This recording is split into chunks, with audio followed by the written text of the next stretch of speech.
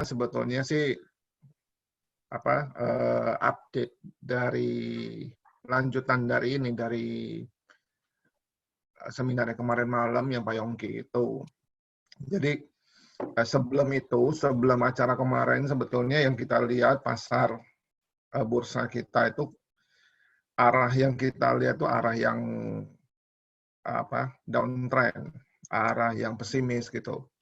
Bahkan secara tren kita malah cukup pesimis melihat trennya itu kuatnya itu arahnya ke bawah. Nah, tapi kalau berita yang data yang kemarin Pak Yongki sama Pak Leo sama Pak siapa satunya lagi Joser itu cerita kelihatannya nadanya lumayan optimis gitu. Nah, kalau optimis seharusnya di bursa itu harus ada itunya, pasti ada apa istilahnya respon yang nggak sepesimis yang selama ini kita lihat gitu loh. Nah, untuk lihat selanjutnya biar Pak Dhani deh yang lead untuk arah berikutnya pasar kan seperti apa gitu. Bro, ya silakan. Oke, mungkin pertama mungkin sebelum masuk ke sana, satu yang mesti kita ingat bahwa sebenarnya Mandiri Sekuritas itu quote and quote merupakan corongnya Departemen Keuangan. Itu memang udah historical ya. Jadi mereka itu nggak boleh terlalu jauh dari guidance dari Departemen Keuangan. Nah, itu kemarin habis selesai kita itu saya kontak bekas head research-nya Mandiri dulu, namanya Pak John Rahmat. Sekarang dia kerja di Hong Kong. Saya coba chatting sama dia, ya memang dia konfirmasi bahwa ada beberapa constraint yang mereka nggak bisa, yang tadi saya bilang gitu kan. Tapi more or less saya setuju dengan view-nya kemarin, baik dari ekonomisnya maupun dari equity-nya. Jadi intinya gini, kita nggak bisa membandingkan krisis 98 atau 2008 dengan yang saat ini. Karena kalau kita lihat 98-2008, itu rata-rata problemnya hanya di masalah dari sisi supply, dan itu pun terkonsentrasi di satu dua negara. Nah, kalau yang negara lain kayak yang lain kan kemarin di 2008 kan itu hanya dampaknya kan. Beda sama yang sekarang. Kalau sekarang kemarin Pak ekonomisnya bilang ini adalah health crisis. Kalau kita berbicara health crisis itu berarti disruption-nya itu ada dari sisi supply, ya dari sisi produsen yang nggak bisa berproduksi, dan dari sisi demand-nya juga. Dalam arti bahwa masyarakat mau melakukan consumption juga nggak bisa, bukannya mereka nggak punya duit, tapi memang nggak bisa dengan adanya lockdown ini. Jadi dengan kondisi ini sebenarnya kalau kita berbicara tentang global production atau global economy ini cukup berat gitu. Pertanyaannya tadi, seberapa jauh COVID ini akan terjadi, seberapa jauh akan pulih, dan itu akan menentukan ekonomi seperti apa gitu. Jadi kalau kemarin si chief ekonomi saya bilang sekitar bulan Juni, Juli, Agustus. Nah, itu juga sebenarnya mirip-mirip dengan hitungan yang saya pernah share di grup kan, yang saya pakai Richard-Gold theorem. Itu memang paling cepat akhir Mei atau paling lama awal Agustus itu harusnya COVID sudah selesai. Nah, kalau kasus itu terjadi, pola pemulihan ekonomi kita adalah U-shape. U-shape. Beda sama 2008. 2008 itu V-shape. Turunnya cepat, naiknya juga cepat. Tapi kalau ini saya melihat lebih U-shape. Jadi turunnya cepat, lalu ada sideways di bawah, baru naik lagi. Kenapa seperti itu? Karena tadi kalau 2008 kita hanya berbicara dari disruption di sisi financial, lalu itu merembet ke sektor real, karena itu juga merembetnya karena banyak sektor real di Amerika itu yang mengandalkan short term financing. Nah, pada saat lembaga keuangan itu mengalami masalah, tentunya short term mereka nggak bisa refinancing. Nah, itu baru ke sektor real. Tapi kalau yang sekarang itu semuanya kena, bahkan sektor real kita kena, nggak bisa berproduksi. Nah, jadi saya melihat ini lebih ke U-shape. Saya lihat kalau ini memang terjadi disruption, mungkin agak lebih panjang gitu. Yang saya sempat share, yang kemarin juga saya sama Pak Agus share, kalaupun terjadi bear market itu kan sampai sekitar akhir 2022 lalu 2023 kita baru masuk ke wave 1. So far saya melihat skenario-nya masih ke sana gitu. Nah, itu mungkin satu poin dari saya. Lalu sekarang coba kita lihat yang kemarin dibahas ya. Sebentar, saya coba mau masukin, saya coba share screen. Screen-nya, nah ini. Oke. Saya coba share screen. Nah, ini grafik IHSG. Saya ambil bulanan. Jadi ini kalau kita lihat dari 2015, kan sempat, ini saya nggak punya data yang di sini adanya di kantor. Tapi saya pikir ini representatif juga. Ini kan kita sempat di 2015 itu yang ada krisis lalu mulai naik lagi. Nah, sekarang kita posisinya seperti ini. Saya coba bahas naiknya dulu. Seperti apa? Saya pakai satu tool yang menurut saya sih cukup powerful, yaitu saya pakai Fibonacci retracement. Ini sebenarnya mau lihat sejauh apa. Nah, saya coba mulai dari waktu kita uptrend yang dari boleh bilang ini Oktober 2015 ya. Itu kan naik kalau saya ambil gambaran sampai ke sini kan. Nah, sampai ke sini lah. More or less seperti ini. Saya coba tarik ini ya biar gambarnya enak. Nah, ini. Jadi ini anggaplah kondisi kita belum krisis nih. Anggaplah kita posisi di sini. Nah, ini yang waktu itu saya selalu bilang, kalau ini ada retracement 23%, jadi katakanlah dari sini turun ke sini, ini sebenarnya kalau 23% di level ya di 6.100 lah ya, sekitar segini, itu sebenarnya kita masih bilang healthy correction. Jadi kalau turun nggak tembus level ini masih healthy correction. Begitu ini tembus, titiknya adalah di sini, yang titik kuat di 38 dan nanti 61. Kalau 38 tembus, itu sebenarnya mengatakan bahwa bull market yang terjadi dari bulan Oktober 2015 itu sebenarnya dengan kata lain sudah berakhir di Februari 2020. Nah, ini mengatakan bahwa seperti itu. Lalu ada juga level di 62. Nah, level 62 kalau tembus, ini mengatakan bahwa penurunan ini ada fundamental shifting.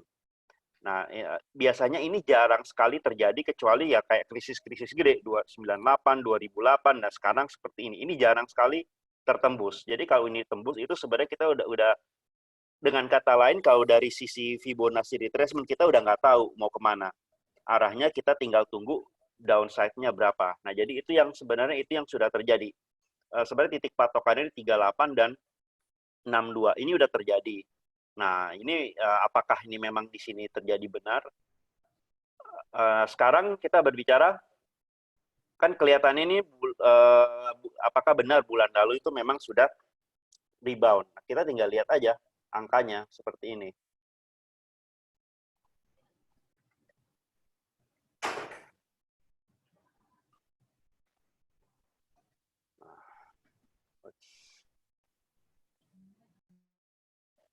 Sinilah ya, saya tarik garis ke sini. Nah,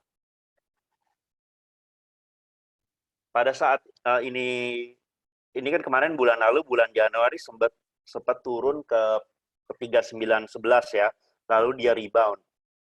Sekarang ini ada titik krusial di 23%. Nah, apakah ini pas-pasan yang ya saya bukan ahli kalau masalah teknikal saya nggak ngerti kenapanya, tapi cara pakainya saya tahu. Ini juga yang ngajarin tim saya di kantor gitu. Nah, sekarang kita masih ada di titik di Halo? Kedengaran nggak suara saya sebenarnya? Dengar bahwa jelas-jelas. Oke. Nah, karena sebenarnya kayaknya ada. Nah, dengar Pak. Kalau di angka 23% di 4570 itu sebenarnya sih belum mengatakan bahwa ini udah balik rebound naik lagi atau arahnya udah balik ke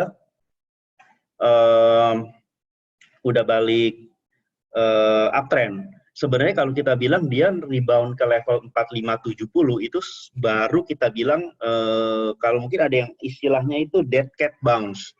Jadi belum bisa mengatakan berbalik arah. Jadi harus memang kita lihat apakah tembus di yang ini nih, yang 38 itu di 4975 lah ya, 4975 atau 5.000-an lah. Kalau ini tembus itu baru mengatakan bahwa downtrend yang terjadi di sini itu sebenarnya sudah dipatahkan. Tetapi belum ada perubahan dari sisi fundamental. Ini kan biasanya kalau kita berbicara market itu berbicara ekspektasi kan. Ini baru orang bilang ekspektasinya adalah bahwa kalau di level ini ya ekspektasinya ekonomi akan atau data fundamental akan berbalik arah, tapi kejadiannya belum. Market udah diskon, jadi dia naik. Nah, kita tinggal tunggu aja. Titik krusialnya di sini nih, dia di 62. 5 ada di 5630-an lah. Kalau ini tembus, biasanya kalau saya coba inline-kan dengan fundamentalnya, itu baru benar data-data ekonomi yang keluar itu mengkonfirmasi terjadi perbaikan. Gitu. Nah, kalau ini tidak terjadi, misalnya katakanlah 5630 itu nggak bisa tembus, ya itu yang kemarin Pak Agustar bilang bisa turun lagi ke bawah. Kalau hitungan saya itu bisa turun ke level 3.000 sampai 3.200. Itu terjadi mungkin sekitar di kuartal 4 2022. Nah, kalau ini ternyata bisa naik, nah ini yang kemarin kita bilang, yang semalam bilang mungkin perbaikan ekonominya V-shape. Tapi kalau ini tidak bisa tembus, itu yang kita bilang U-shape. Say. Nah, mungkin sementara dari saya itu dulu. Jadi titik krusialnya ada di 4975 sama di 5630. Oke, thank you, Dan. Teman-teman, saya lanjutin aja. Jadi, sebentar, saya share screen saya ya.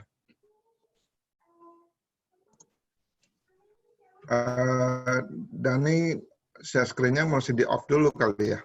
Oke. Malam, nggak tahu cara off-nya gimana.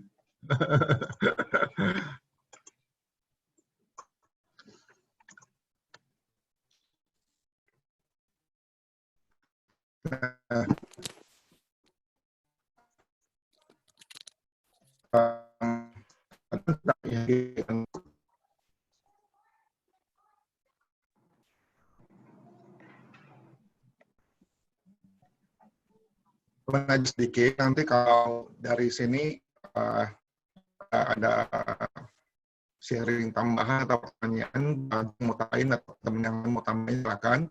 Ada pertanyaan nanti kita lanjutin lagi. Bentar ini.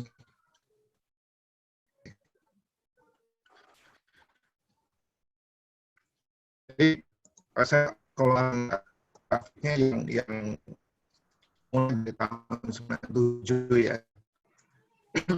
Saya mau remind Anda awal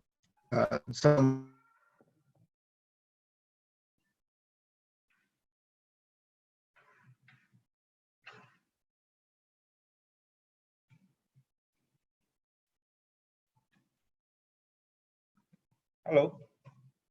Kayaknya Pak Agus suaranya hilang.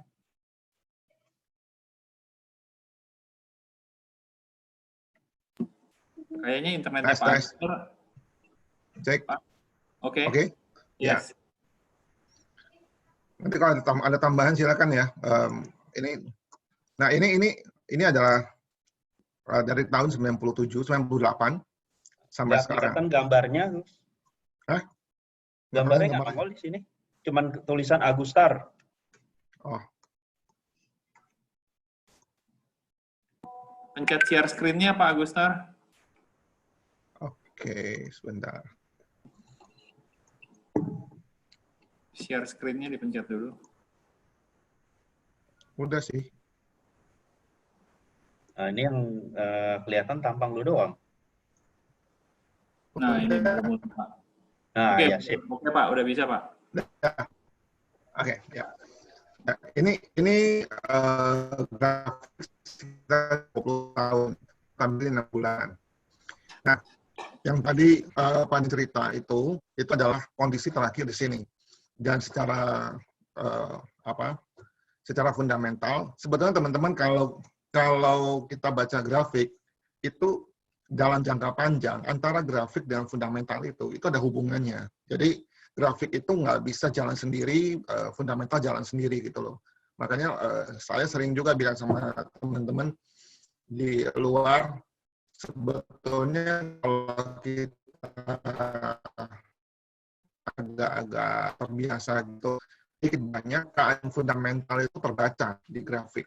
Jadi membaca fundamental di grafik itu memungkinkan, walaupun tidak bisa kita lihat angka profit atau loss, cash flow gimana gitu ya, tapi kita bisa bilang secara overall bagus atau jeleknya si pasar itu sedikit banyak akan kelihatan.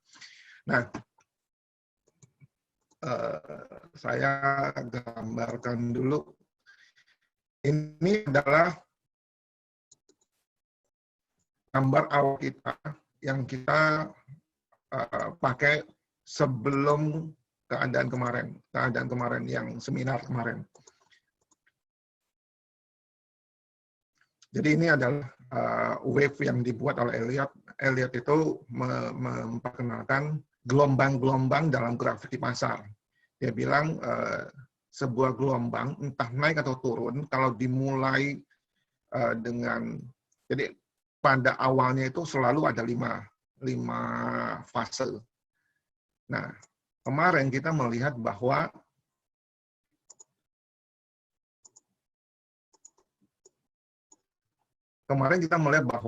puncak-puncaknya itu adalah di 2018, itu adalah ujung dari bull market kita selama ini. Nah, yang sekarang terjadi dari 2018 sampai sekarang, itu adalah gelombang pertama dari koreksi. Nah, secara dari sisi wave-nya Elliott, itu historicalnya dia akan naik, dan naiknya itu bisa cukup tinggi kalau ini bekerja sesuai dengan keadaan yang tanda petik normal. Nah, angkanya kalau mau dihitung di tarik garis itu, ya kira-kira titik B ini bisa nyampe ke 6.000. Ini kalau mau dibilang optimis, ya optimis banget.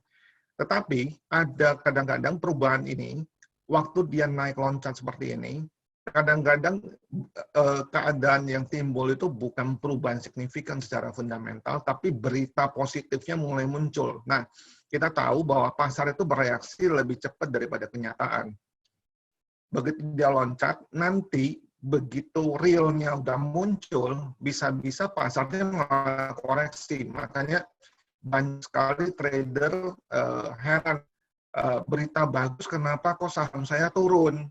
Emiten ini untung Pak, kok kenapa turun? Ya karena itu, karena selama ini sebelum kita tahu, baru muncul riak-riaknya aja di emiten itu, harganya sudah bergerak naik. Begitu berita asli yang keluar, saat itu justru take profit, makanya turun. Nah ini di grafik, di indeks, kejadian juga seperti itu. Nah, yang saya ingin bicara sekarang sebetulnya adalah keadaan setelah, kalau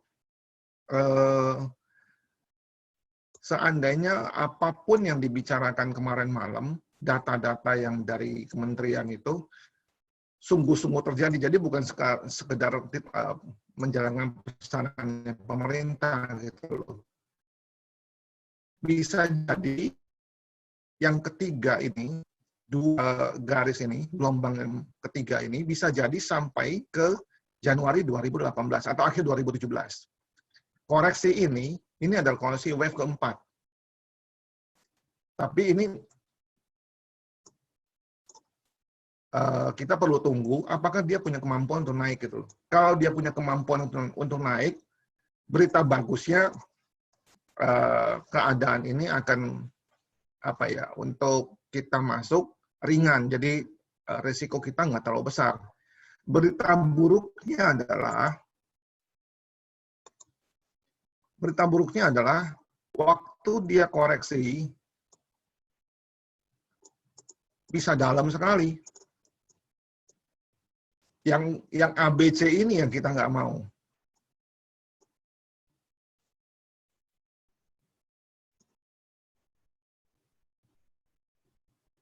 Ya, yang ABC ini yang nanti kita nggak mau kan, walaupun di sini ada peluang. Jadi teman-teman minggu lalu sempat saya bicara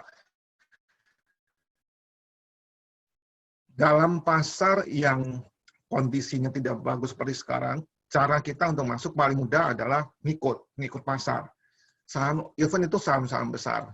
Jadi saya pikir itu hanya untuk buat kita saling mengingatkan aja, jangan buru-buru, sehingga supaya kita nggak kejebak dengan kondisi market. Nah, mengenai apakah dia nanti akan pulihnya langsung atau tidak, seberapa tinggi dia akan lompat, kita perlu perhatiin, mungkin nggak harus tiap hari, tapi 2-3 hari kita harus ikutin, supaya at least kita akan bicara di WA kita.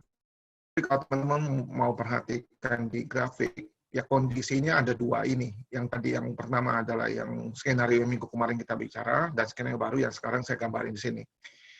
Ada pertanyaan dari teman-teman nggak? Atau ada tambahan, Pak Mulia atau Doni atau Pak Ju? Atau siapa yang lain? Dan suaramu di-unmute dulu aja kalau mau ngomong. Oke, Pak. It's okay. Ngikutin. Nyimak. Ngikutin. Ya, wis, oke, nggak apa-apa. Thank you. Teman-teman ada pertanyaan atau tambahan? Ini saya gede, ini gimana ya? Mesti dari Pak Yo ya? Enggak kok, bisa. Sudah ada chat.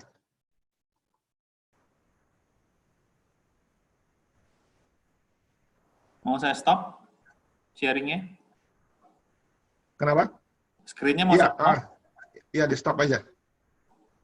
Oke, thank you.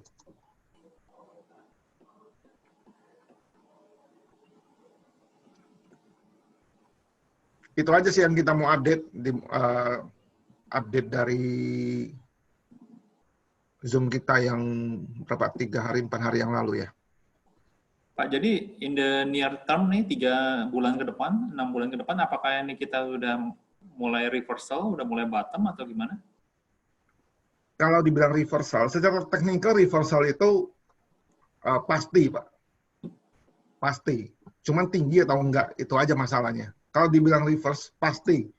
Karena pasar, normalnya pasar, itu,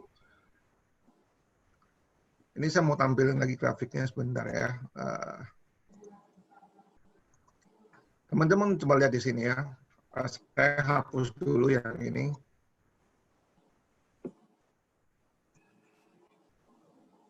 Kita lihat aja saham apapun, ya, atau nggak usah pakai saham. Saya tunjukin ininya, saya tunjukin kalau pakai indikator.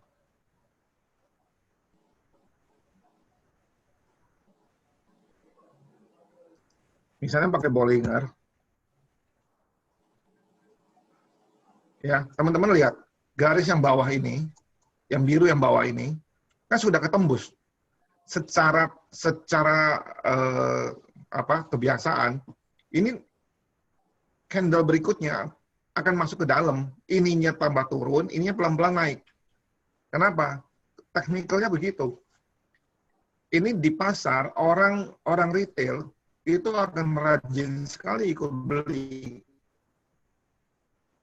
Karena banyak yang pakai ini, percaya bahwa kalau sudah di luarnya band yang bawah ini, garis biru yang di bawah ini pasar atau harga saham atau harga komoditi atau forex atau apapun, itu sudah murah pada waktu sekarang.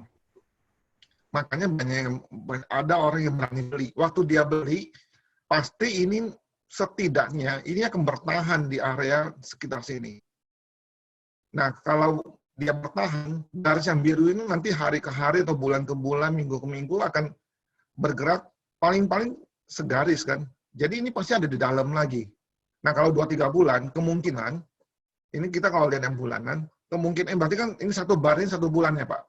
1 baris 1 bulan. Kalau 2-3 bulan, kemungkinan besar akan bermain-main di sini aja. Kalaupun tidak naik. Tapi kalau berdasarkan yang tadi, yang wave-nya Elliott tadi, kemungkinan akan membawa, walaupun kita nggak tahu besar atau kecil. Kita tinggal lihat kekuatannya. Itu sih Pak. Thank you, Pak. Yuk. Ada yang lain?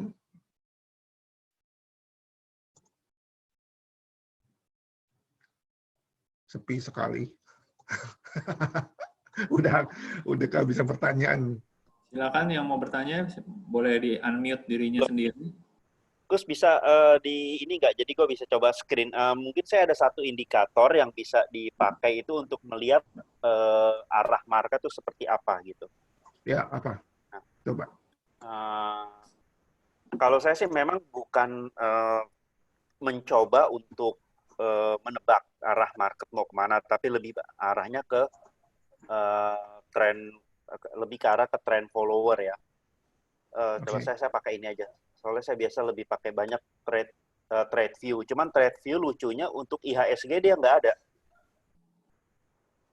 Adanya Ada yang mau bayar. apa? Ini yang bayar. Adanya LQ45. Bukan sih bursanya nggak mau bayar. Ini Pak, biasanya ngelihatnya seperti ini. Salah satu arah yang saya mau pakai, biasanya mau pakai arah market itu udah mulai rebound atau enggak, saya biasanya pakai MACD. Kalau tadi Pak Agus, saya kalau untuk trading sih saya cuma pakai 3 indikator aja. Ini namanya Donchian Channel, more or less sama Bollinger Band. Cuman kalau Bollinger Band itu pakai sistemnya pakai standar deviasi, kalau ini dia bukan pakai standar deviasi, pakai higher low. Mungkin mirip kalau ada teman-teman yang tahu itu mirip-mirip dengan sistemnya T3B. Saya lebih suka pakai Donchian karena dia ininya smooth nih. Apa batas atas sama batas bawahnya itu smooth, angkanya itu mengikuti fraktal yang ada di bursa. Kalau Bollinger kan enggak. Lalu saya pakai MACD sama pakai ini aja. Nah biasanya untuk melihat arahnya mau kemana itu tinggal lihat ini aja. Jadi kita ambil contoh di sini nih, dari bulan Oktober ya. Nah begitu dia masuk ke bulan November, ini kan mulai dari merah tua ke merah muda ya. Nah ini biasanya kalau udah ini mengatakan bahwa ada potensi dia mengalami kenaikan. Terus begitu dia dari hijau tua ke hijau muda ini mengalami penurunan. Nah untuk melihat kondisi sekarang, kapan orang mulai akumulasi, saya biasanya pakainya ini nih. Ini kan dari bulan, jadi sebenarnya kalau mau pakai MACD itu kita udah harus keluar dari bulan akhir Januari. Nah ini dari Januari, Februari, Maret, ya April kita belum bisa lihat lah karena kan belum closing. Jadi sebenarnya kapan mulai market berbalik arah itu biasanya kalau ininya udah mulai naik dan berubah warna jadi merah muda. Saya biasanya sih pakai patokan itu untuk melihat kira-kira arahnya udah akumulasi atau enggak. Tapi ini saya pakai bulanan dan biasanya menurut saya technical itu kalau yang saya pakai ini kayak MACD itu memang lebih cocok pakai yang bulanan. Kalau saya pakai mingguan atau harian itu banyak sinyalnya. Mungkin itu dari saya.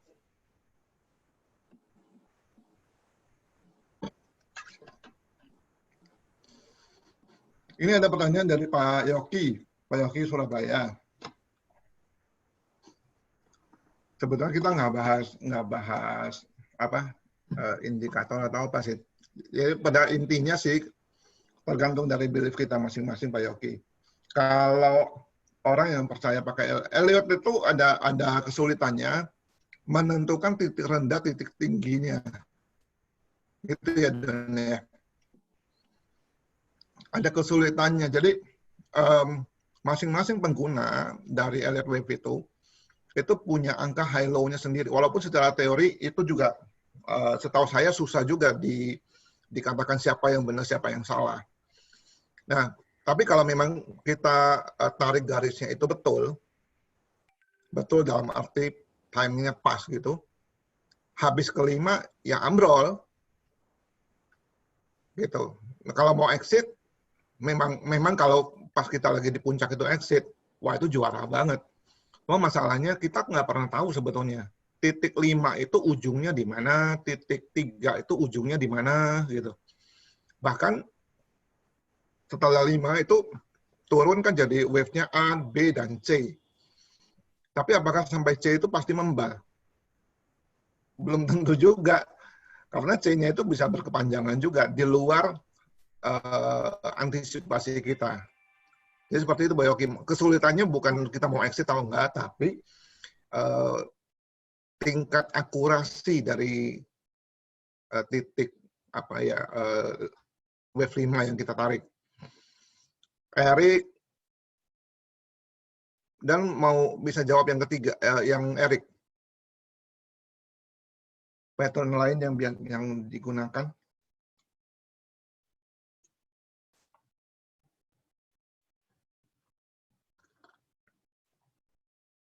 Yang mana ya? Ini 3 pertanyaannya Pak.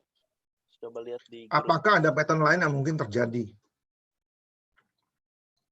Oh ini ya, apakah pattern lain yang mungkin terjadi?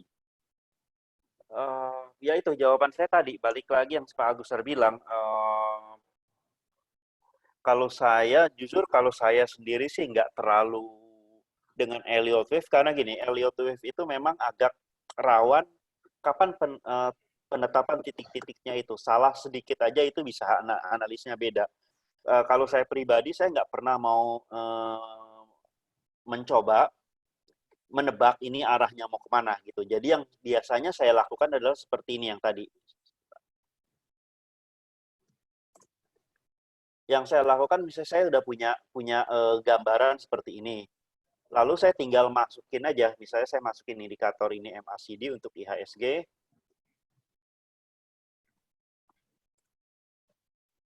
Oke, saya cuma lihat seperti ini aja. Oke, saya ngelihat ini MACD-nya masih turun terus ya, berarti memang masih ada tekanan.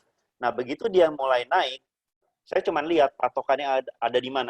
Katakanlah misalnya sekarang posisinya di sini nih, ini udah mulai naik misalnya. Ya udah, oh berarti saya punya guidance adalah nanti kalau dia memang naik ke 4975 itu titik krusial. Kalau dia tembus berarti dia naik lagi, kalau enggak dia akan koreksi. Jadi kalau saya udah ambil posisi di sini, begitu di sini, ya saya profit taking dulu gitu. Nanti entah dia mau kemana. Nah, saya sih arahnya lebih ke situ aja. Saya lebih patokan untuk sinyal buy-nya saya ngikutin ini. Kalau dia turun, saya sell. Dan untuk titik-titiknya saya biasa pakai Fibonacci. Tapi dianya mau kemananya itu saya dari pengalaman di market 2006 itu kok kayaknya kalau saya mencoba memprediksi market mau kemana kok agak susah ya. Jadi saya lebih melihat bahwa dengan kondisi market seperti sekarang ini, apa yang reaksi saya? Saya sih patokan itu aja. Kalau MACD-nya, histogramnya naik, ya berarti ini ada akumulasi. Saya masuk, titik support resistennya saya pakai Fibonacci. Ya, oke. Terus ini dari Bas itu siapa ya? Bas itu siapa ya? Andika, Pak Agustar. Oh, ya. Biasanya untuk prediksi bisa pakai Fibo, Ichimoku.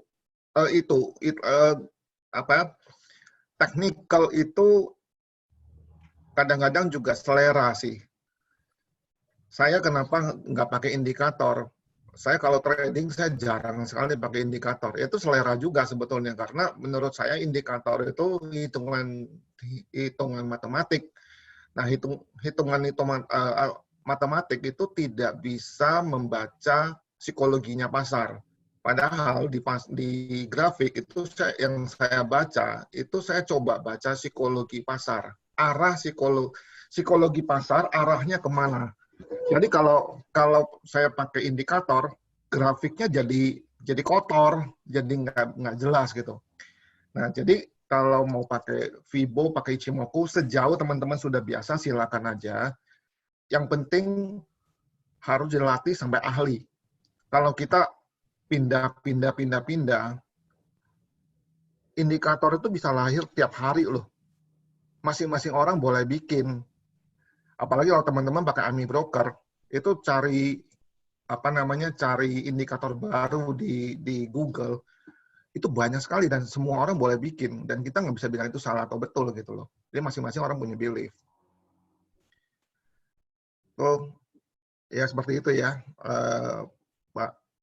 Lalu Pak Yoki tanya lagi, dan MACD itu katanya setelannya beda setelan, beda hasil. Kalau Pak Dhani tadi cerita ambil yang 1 bulanan atau gimana? Oh ya, itu tadi balik lagi. Prinsipnya saya memang bukan trader gitu loh. Saya bukan trader, jadi juga nggak bisa tiap hari ngeliatin market. Saya biasanya ngelihat market itu cuman akhir bulan aja gitu.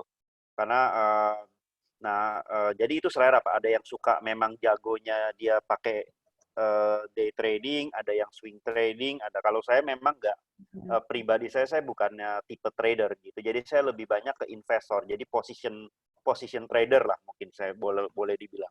Nah kalau untuk setelannya saya sih biasanya pakai yang default dari saya, karena saya pakai TradeView ya, default dari mereka aja. Sebenarnya kan tinggal masalah kita cocok apa enggak dengan itu. Kalau ini bisa di adjust sendiri. Nah, misalnya tadi kalau yang dari TradeView itu, saya coba sedikit lagi ini. Yang saya pakai kalau dari TradeView itu yang biasanya saya sedikit adjust adalah waktu pakai Donchian Channel. Itu Donchian Channel itu kalau dari defaultnya itu pakai 20 hari. Saya rubah jadi 21 karena memang 21 itu angka salah satu angka Fibonacci gitu. Dan untuk moving average pun saya pakai 34. Ini memang jarang orang pakai kan. Kenapa? Karena 34 itu angka Fibonacci juga. Jadi dari 21 ke 34. Nah, kenapa saya pakai itu ya karena saya merasa cocok aja gitu loh. Jadi nggak ada alasan apa-apa sih, karena menurut saya cocok aja gitu. Karena saya termasuk orang yang memang cukup melihat powerful-nya Fibonacci.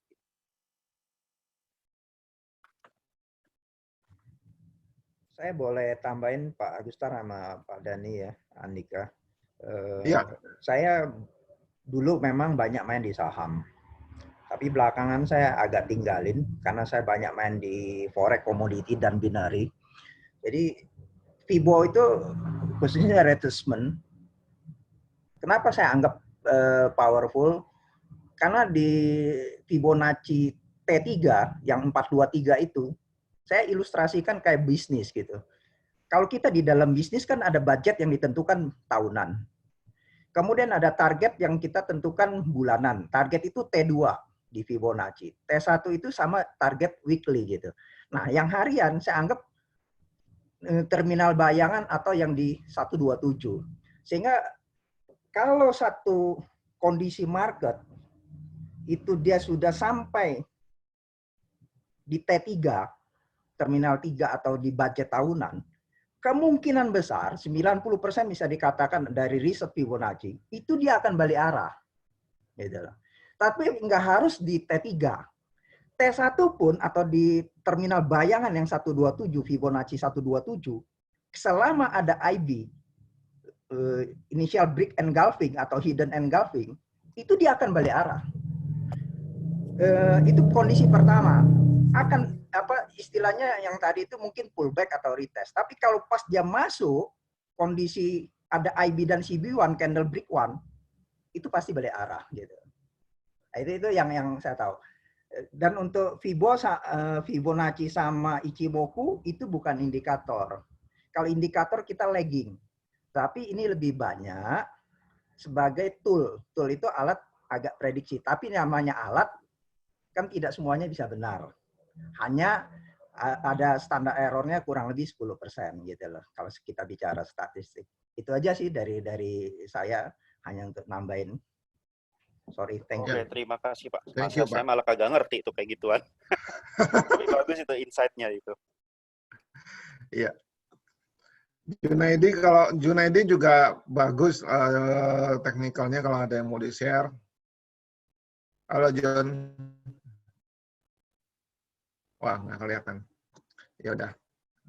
Kita lanjut. Udah nggak ada pertanyaan lagi tuh, bersih? Nggak ada lagi ya? Kalau nggak ada, Pak Ju ada yang mau ditambah nggak? Atau teman-teman lain siapapun? Atau ada pertanyaan, kalau enggak kita selesai. Jam 4:04. Maksudnya portonya selesai gitu?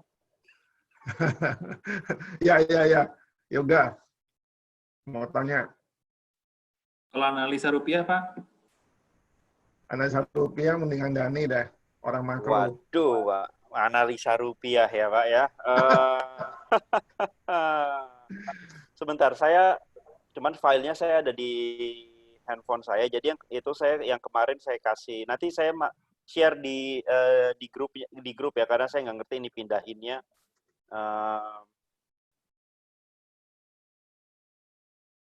Pindahinnya gimana ke ke sini. Sebenarnya gini, di satu sisi kan saya juga pernah kaget waktu Bu Sri Mulyani bilang rupiah bisa ke 20.000. Jadi artinya adalah Bu Sri Mulyani itu bukan sembarangan berani ngomong kan. Jadi tentunya dia punya satu alasan gitu. Sebentar saya coba mau pindahin ke cloud, jadi saya bisa buka di sini. Sebentar ya.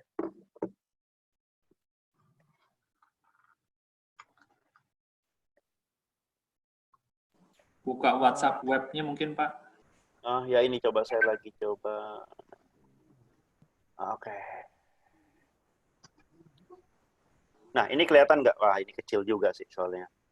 Jadi ini, intinya adalah kalau rupiah, oke, ini bisa. Kalau rupiah itu, sebentar. Ini kayaknya tidak memungkinkan di sini. Saya coba pakai di sini ya, USD, IDR. Nah, ini kondisi rupiahnya kan seperti ini ya.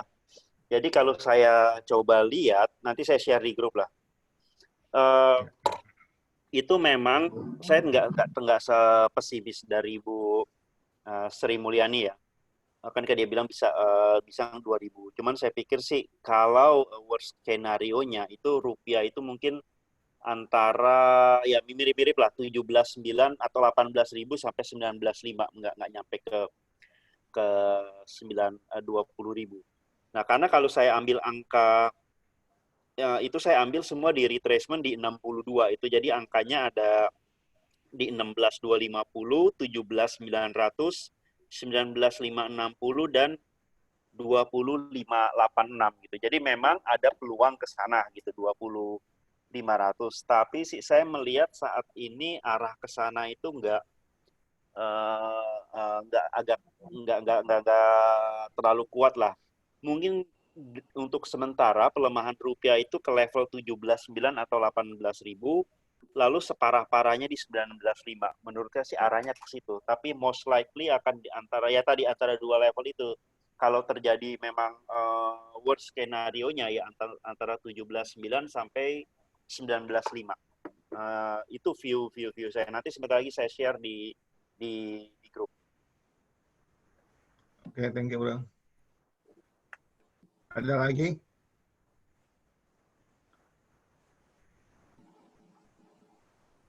Nah, itu sudah saya share di grup. Oke.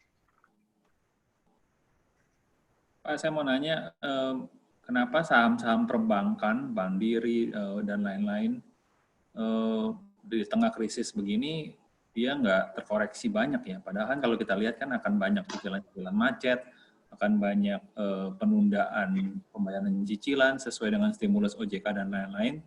Kenapa saham-saham perbankan malah masih cukup menunjukkan rebound yang cukup baik gitu? Kalau masalah bilang nanti Pak Agus ya ini ya bantu.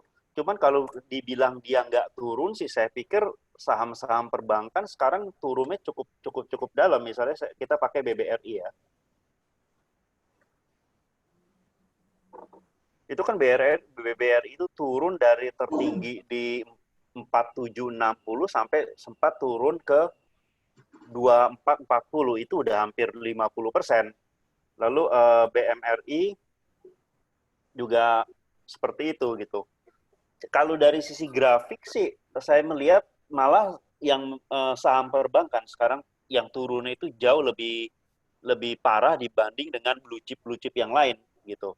Perbankan dan manufacturing gitu. Kenapa sekarang cukup rebound-nya cukup kuat?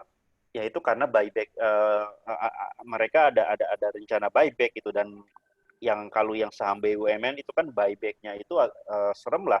Yang disuruh kan level-level dapen-dapen big cap, maksudnya dapen-dapen kayak Telkom, PLN itu yang dananya gede, belum jam sostek.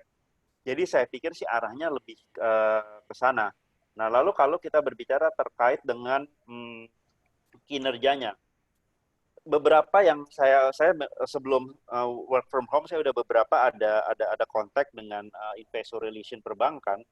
Mereka bilang memang belum kelihatan, cuma nanti baru kelihatannya itu setelah data kuartal 2 rilis. Karena kan sekarang mereka masih lancar-lancar aja. Nah, mulai bermasalah adalah ini nanti sejak lockdown ini kan kita boleh bilang dari Maret sampai April itu baru akan kelihatan nanti di result bulan Juni. Itu baru kelihatan tuh NPL-nya seperti apa gitu. Jadi sekarang sih saya pikir kalau lihat laporan keuangan yang first quarter masih akan bagus. Oke, thank you Pak.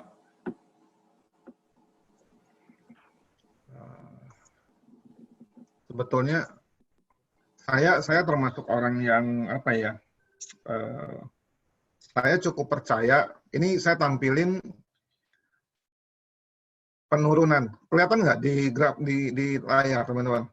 Belum di-share kayaknya grafiknya. Masih Share screen dulu Pak. Nggak bisa? Oke. Ya. sip. Ini BRI. BRI itu dari Januari sampai sekarang sudah minus 34. Lalu Bank Mandiri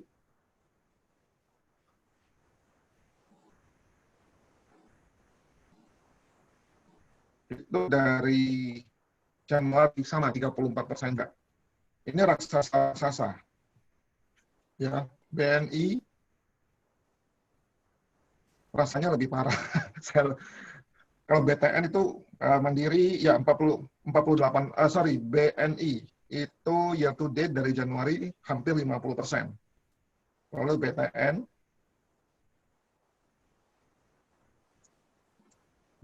itu dari Januari 56%.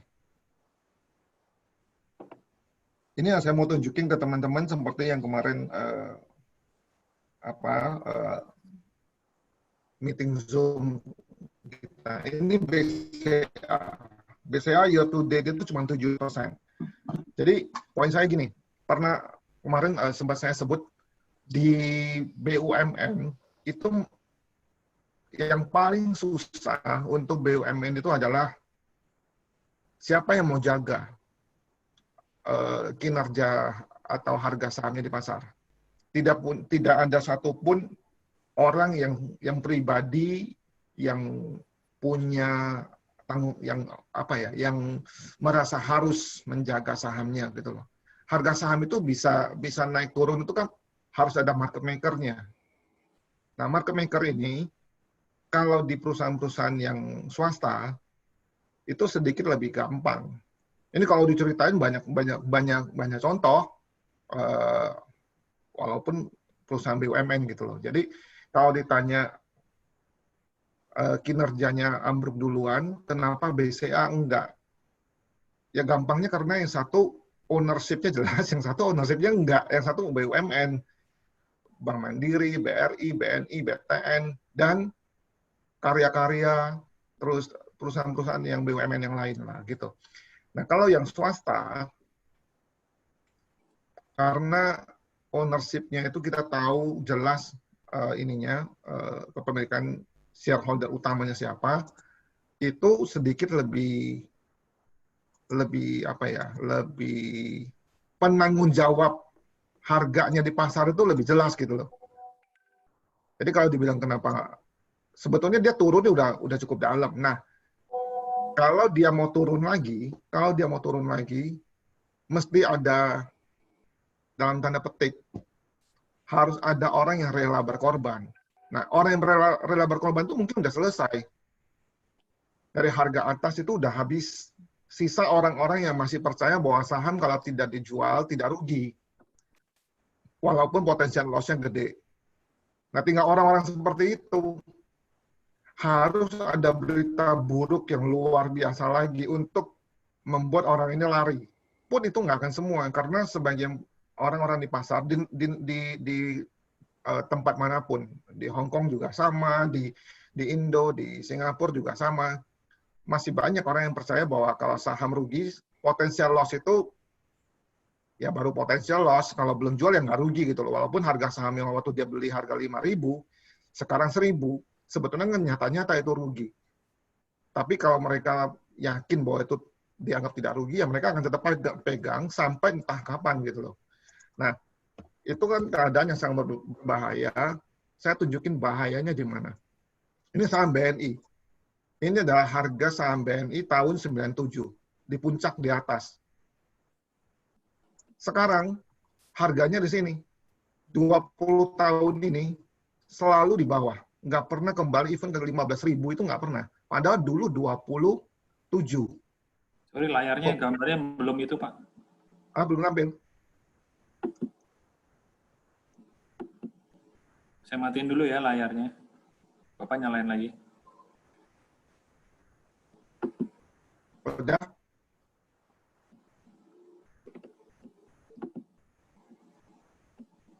Belum, masih tadi yang FTI BBCA. Nah, ini udah. Udah. Ya, ini saham Bank BNI. Ini selalu saya jadikan contoh. Hai? Nah, ya, sip. Oke. Ya. Ini selalu saya jadiin contoh saham Bank BNI. Apapun alasan di belakang kejatuhan ini, pasti ada masalah fundamental, ya kan? Pasti ada masalah fundamental. Tetapi kalau orang yang percaya, trader yang masih percaya bahwa saham yang turun akan naik lagi, ini kan jadi malapetaka buat dia. Saham kalau belum dijual belum rugi. Bagaimana kalau ini udah 20 tahun, dia beli di harga 20 ribuan, sekarang harga 10 ribu aja nggak nyampe, 5 ribu aja nggak nyampe, bagaimana dia bisa bilang nggak rugi gitu loh. Ini sebetulnya saham kayak gini memang nggak banyak. Tapi satu aja cukup untuk bikin bangkrut seluruh dunia ya. Karena ini perusahaan raksasa. Ini angkanya ratusan triliun market cap-nya. Jadi sekalian saya mau remind kita semua, nggak cuma beberapa orang. Saya pun saat ini walaupun cut loss itu tetap menyakitkan buat saya, buat semua trader cut loss itu menyakitkan, yang ada. Cut loss itu selalu menyakitkan. Tapi lebih baik kita cut waktu turun ke sini daripada kita masih pegang sampai sekarang gitu loh. Kecuali satu-satunya cara yang membuat kita tidak rugi dengan saham seperti ini adalah kita beli rutin tiap bulan dengan jumlah rupiah yang sama. Ini saya sudah bikin simulasi dari tahun 97 sampai 2017. Itu kita beli tiap bulan 1 juta, tiap bulan beli entah naik entah turun, sampai 2017 akhir itu kita rata-rata compounded tiap tahun masih untung 4%. Jadi kalau mau supaya pasar nggak mukul kita, ya nabung saham seperti yang itu. Tapi harus pastiin perusahaannya jangan sampai mati, sahamnya jangan sampai delisting. Itu yang susah kan. Jadi kalau teman-teman mau ada di pasar modal, disiplin itu harus dilatih. Ya. Jadi kalau mau mengenai bagaimana tadi Pak Yo bilang, kok dia kelihatannya nggak turun, nggak naik atau bagaimana? Karena kepentingannya beda Pak antara yang BUMN dengan yang swasta. Kalau swasta ceritanya agak lain, gitu Pak. Itu mungkin istilahnya bandarmologi ya. Thank you Pak. Yuk. Nah, saya tambahin tadi yang Pak Agus bilang masalah cut loss. Saya sendiri memang nggak bisa disiplin, apalagi kalau mau cut loss. Makanya satu-satunya yang bisa saya lakukan adalah begitu harus sistem yang melakukan. Jadi saya beli saham itu otomatis saya pasti pasang kebetulan saya pakai di tempatnya Pak Agus itu ada satu fasilitas. Kalau dia turun ke titik memang cut loss level saya, itu dia secara otomatis gitu loh. Karena kalau pengalaman pribadi, kalau saya yang harus input sell, itu memang berat sekali. Ujung-ujungnya tadinya saya mau trading plan saya turun 8% baru cut loss, ujung-ujungnya nanti turun 20% baru cut loss. Akhirnya udah saya pakai sistem aja, apa yang terjadi ya sistem yang cut. Ya itu pengalaman saya sih. Oke, ini saya nggak bisa lihat chat teman-teman yang lain ya Pak Yo. Masih ada nggak? Bisa, Pak.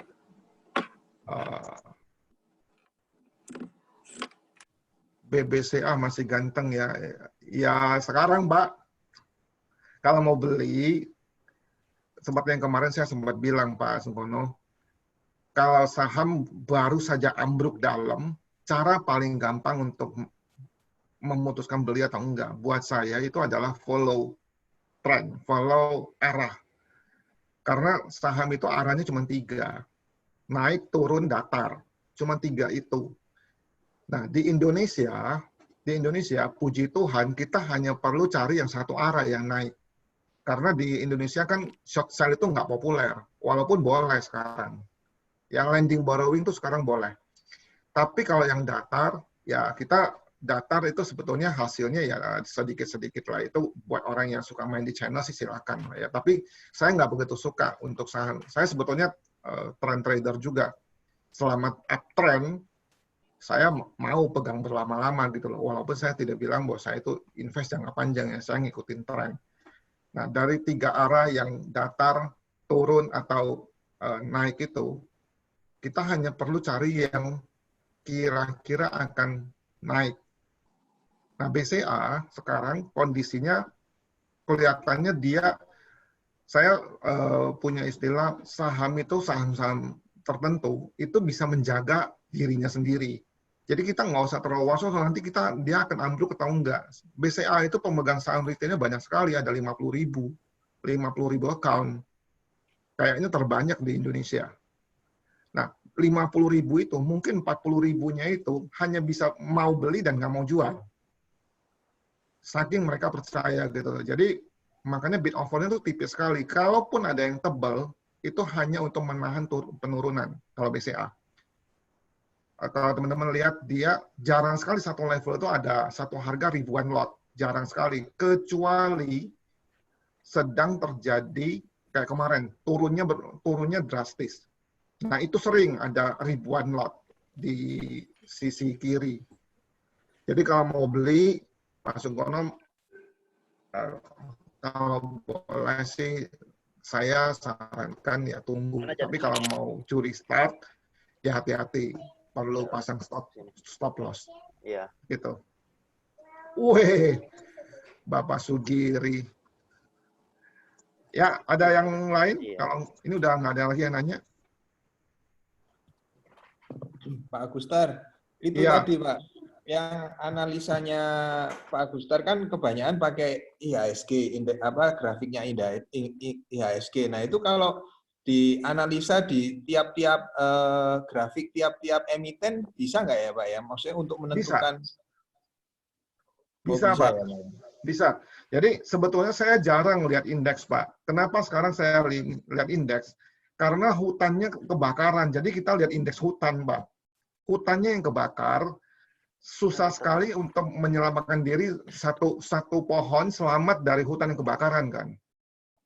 Nah karena hutannya yang terbakar, yang saya lihat ya indikator data dari seluruh hutan itu ya indeksnya yang saya lihat. Tapi kalau indeks lagi normal naik turun normal, indeks saya jarang sekali lihat. Orang kalau tanya saya indeks naik turun saya nggak tahu Pak. Yang saya tahu saham yang saya punya. Gitu. Mungkin saham saya ada 5 ya, saya perhatiin 5 itu. Gitu. Nah, kalau saya udah beli, terus saya udah pasang stop loss, saya bisa 2-3 hari saya nggak liatin, Mbak. Apalagi kalau pasarnya hijau, bullish, saya jarang-jarang lihat, Pak. Ya sekarang aja karena memang kerjaan ya. Kalau enggak, saya nggak lihat. Iya. Ya, jadi disiplin trading itu, disiplin kita itu akan lebih terlatih, mental kita akan lebih gampang di-maintain kalau tidak terlalu liatin monitor. Itu mengganggu mental trading kita, Pak. Itu aja. Ya. Oke, terima kasih Pak Agustar. Yuk, sama-sama. Udah nggak ada lagi? Yang lain?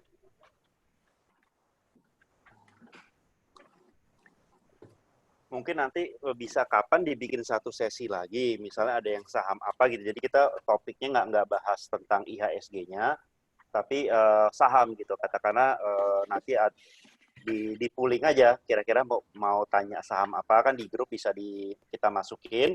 Nah nanti kita bahas secara teknikal gitu. Cuman sayangnya kalau ngomong fundamental, ya saya nggak punya akses sih ke kantor sekarang gitu. Terus Dan sekarang aja Pak Dani. Dan kelihatannya di kantor pun tadi saya baru minta teman ngecek, Bloomberg pun kayaknya kekurangan orang karena ada beberapa saham kayak INTP ya, mereka udah laporkan full year dari kapan-kapan, tapi di Bloomberg belum ada gitu. Jadi kelihatannya Bloomberg juga ada masalah sekarang. Boleh minta diskon dong. 3.800 per bulan US dollar. Tinggal kaliin aja itu. Yang Mega yang tadinya punya 4 terminal sekarang di-cut jadi cuma punya 1. Ya iya, Nopetia per 3 bulan. Per 1 bulan itu 3.800. Ya kan sekali bayar 3 bulan kan? Iya, 3 bulan sekali bayar. Iya, 200 juta itu. Itu aja mungkin kan ini kan kita hari ini udah berbicara view besarnya IHSG akan arahnya kemana kan, tadi ada 2 skenario. Nah sekarang next time-nya kapan kita atur, kita berbicara saham gitu, nanti di pooling aja saham apa yang paling banyak, mungkin dalam sekali sesi kita bahas 5 sampai 10 saham gitu. Advice beli apa? Beli nasi uduk aja Pak Sugiri. Jangan beli saham dulu. Tapi ada saham yang ini sih, yang sekarang MACD-nya bagus banget gitu loh. BKSL. Dari gocap, nggak bisa turun lagi. Kecuali dia reverse stock. Ada cerita mengenai BKSL ini intermezzo aja ya, nunggu teman-teman kalau ada yang mau nanya. Ini ada kejadian, sebetulnya bisa terjadi sama apa aja sih. Waktu BKSL di harga kalau nggak salah 140-an, itu pernah terjadi harga negonya tuh 350. Waktu itu. Ingat nggak, Dan? Pernah kejadian? Pernah dengar ya, tapi nggak karena BKS kan bukan masuk saham yang dalam coverage Mega, jadi saya nggak terlalu perhatiin. Nah, saham itu harga pasarnya kalau nggak salah waktu itu 140, di pasar nego itu deal-nya 1 triliun di harga 350 atau berapa gitu. Jadi harganya jauh sekali, tinggi sekali di atas harga market. Nah, itu pengaruhnya kepada market. Secara psikologi, retail membacanya saham ini ada sesuatu yang sangat bagus.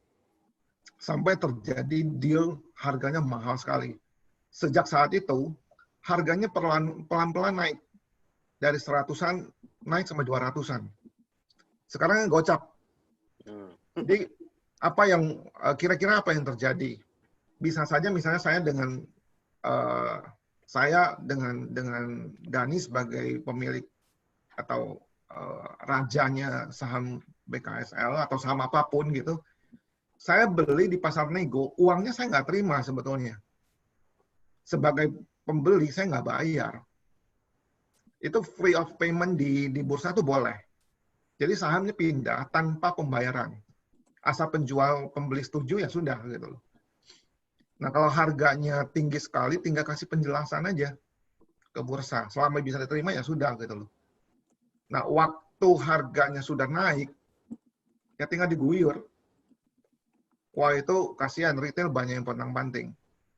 Jadi, saran pelajaran yang kita bisa ambil adalah, untuk kasus seperti ini, bisa aja terjadi di saham-saham lain.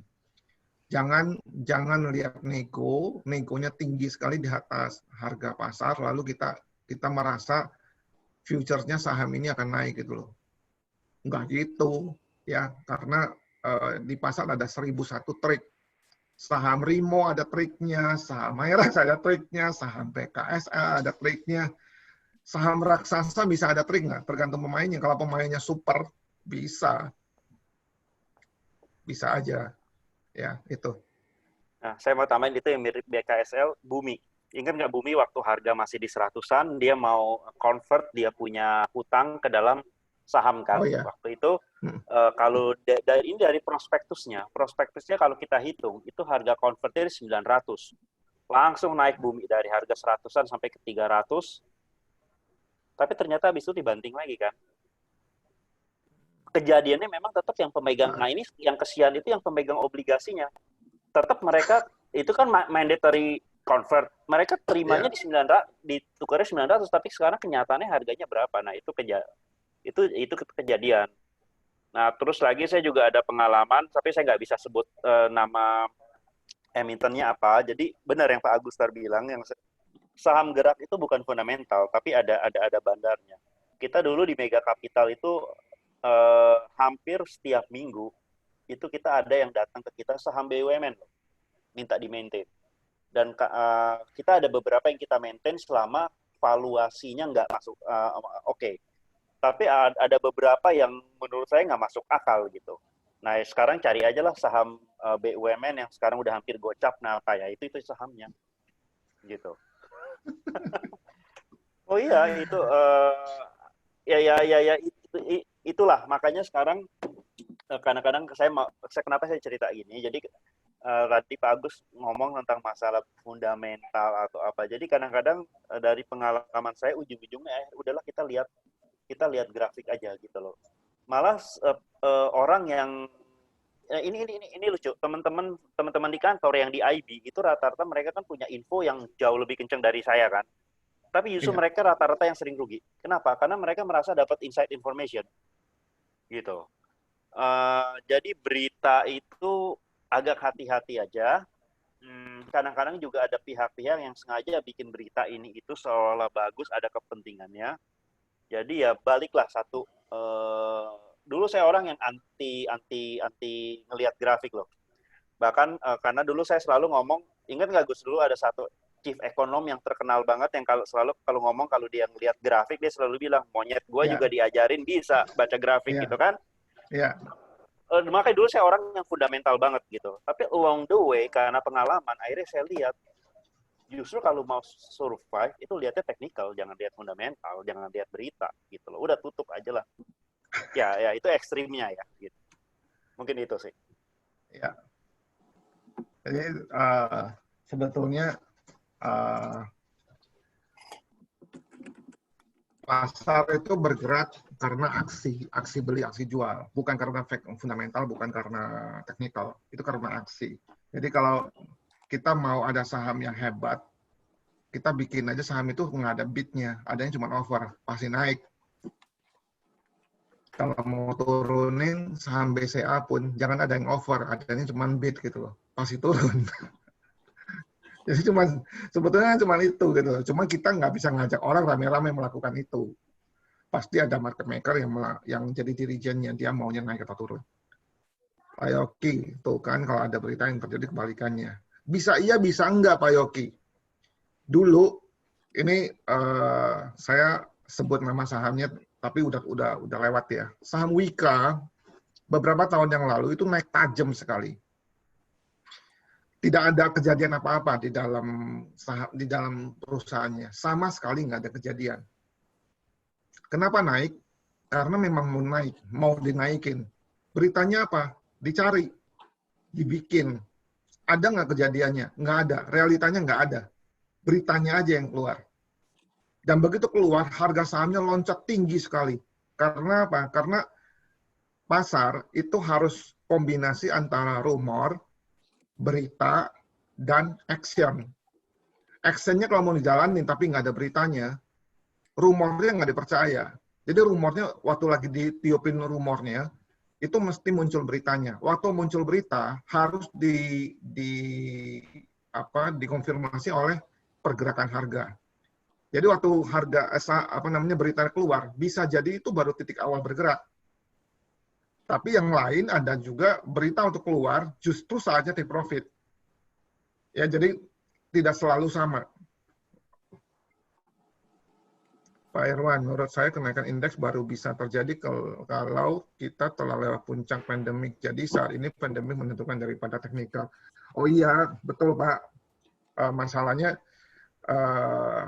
kita kan nggak tahu pandemiknya nanti akan kejadian sampai gimana. Ini yang kita bicara sekarang berdasarkan data fundamental yang bukan teknikal, Pak. Data keadaan fundamental. Ya, teknikal tadi hanya buat dikasih lihat aja gambarannya. Kalau fundamental kan nggak kelihatan harga sahamnya, Pak. Gitu. Ada lagi yang lain?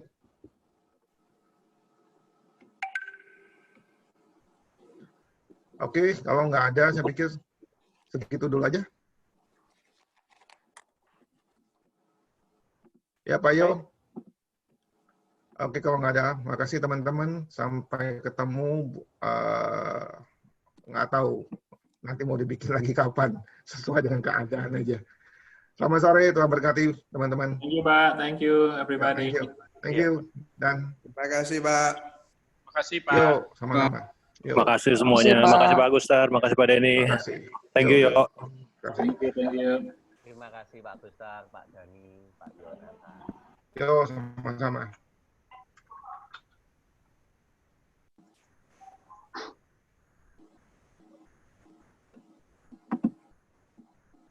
Terima kasih.